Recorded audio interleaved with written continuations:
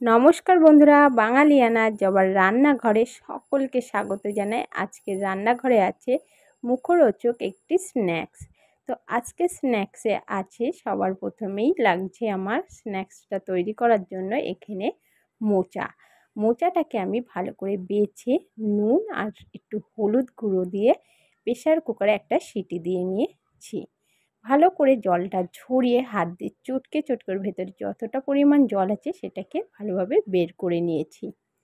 দিয়ে দিচ্ছি এর মধ্যে দুটো সেদ্ধ আলুটাকেও আমি পাতলা পাতলা করে কেটে কিন্তু সেদ্ধ করে নিয়েছি। ভালোভাবে আলুটাকে মোচার সাথে চটকে নিয়েছি। নিয়ে একে একে দিয়ে দিচ্ছি পেঁয়াজ কুচি, লঙ্কা কুচি, গ্রেট করে রাখা আদা, স্বাদ মতো নুন, হলুদ গুঁড়ো, সামান্য চিনি, 1 চামচ মতো জিরের গুঁড়ো, 1 চামচ মতো ধনের গুঁড়ো, সামান্য লঙ্কার গুঁড়ো, আর একটু দিয়ে দিচ্ছি গরম মশলা, আর দিয়ে দিচ্ছি 3 চামচ মতো কর্নফ্লাওয়ার, আর 4 চামচ মতো বেসন দিয়ে 2 চামচ মতন একটু সাদা তিল দিয়ে দিলাম, খেতে আরও সুন্দর হবে।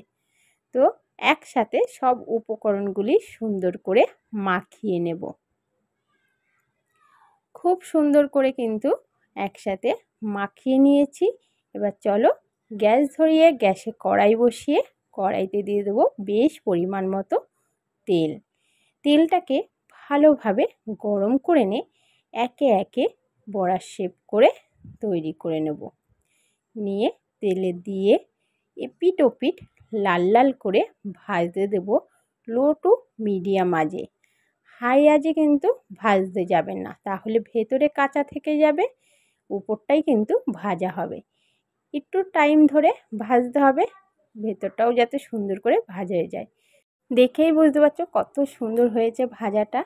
এপিট ওপিট সুন্দর কিন্তু লাল লাল করে ভেজে তুলে নিয়েছি।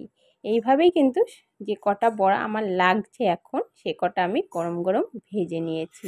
আর উপরে তিলগুলো দেখা যাচ্ছে, বেশ সুন্দর লাগছে দেখতেও যেমন সুন্দর হয়েছে, খেতেও কিন্তু খুবই সুন্দর হয়েছে।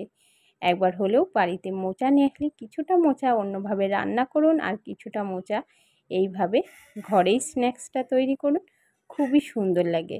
বাইরে থেকে মোচার চপ কিনে আর খেতে হবে না।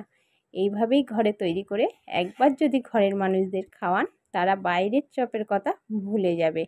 ভালো লাগলে মোচার এই সুন্দর স্ন্যাক্সের রেসিপিটা, তাহলে অবশ্যই আমার চ্যানেলটিকে সাবস্ক্রাইব করে পাশে থাকা বেল আইকনটি ক্লিক করে দিও।